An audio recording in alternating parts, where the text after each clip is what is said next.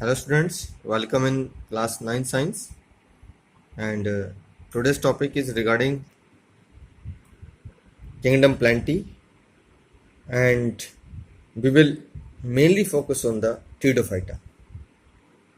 What is the basic characteristic of the pteridophytes and also study about the different features of this division and also see here there are some examples like Marsilia and ferns.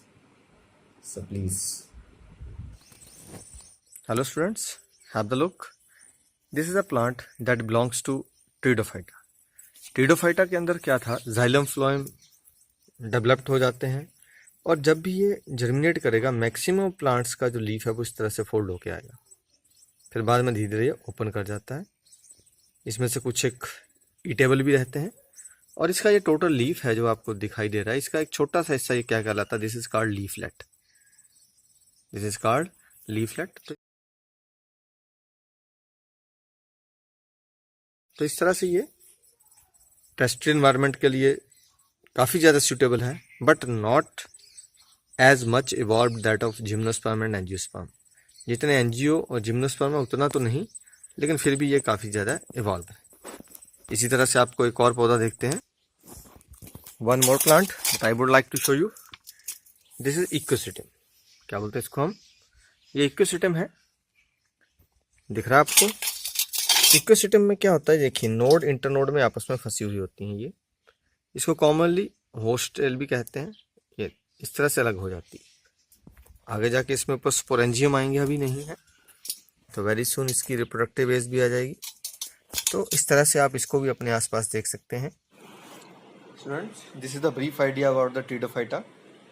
अब जो ट्रीडोफाइटा इसमें दो term है, एक तो pterido और दूसरा phyton.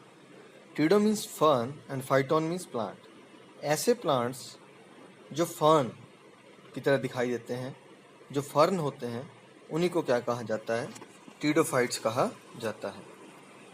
यहाँ देख सकते हैं, लेकिन बाद में कुछ और प्लांट्स भी इस डिवीज़न के अंदर रखे गए।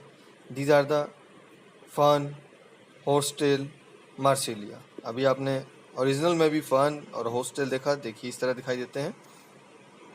तो ये तो हम इनको घर में यूज़ कर सकते हैं और करते ही हैं एज द ऑर्नामेंटल प्लांट्स। तो only pteridophyta doesn't contain the fern plant, it contain ferns, horsetail and marsilia like plants also.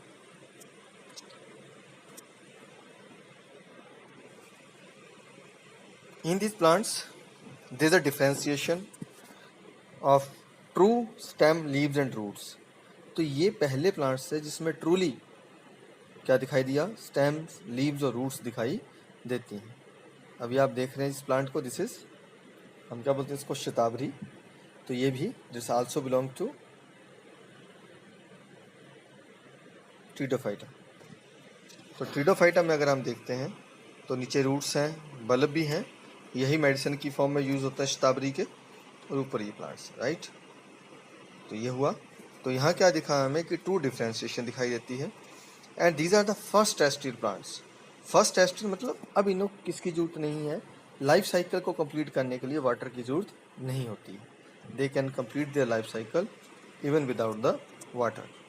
And these are epiphytes. Epiphytes means they can grow on the trunk of the other plants. से दूसरे plants के ऊपर भी grow कर जाते हैं. So that's why they are known as epiphytes.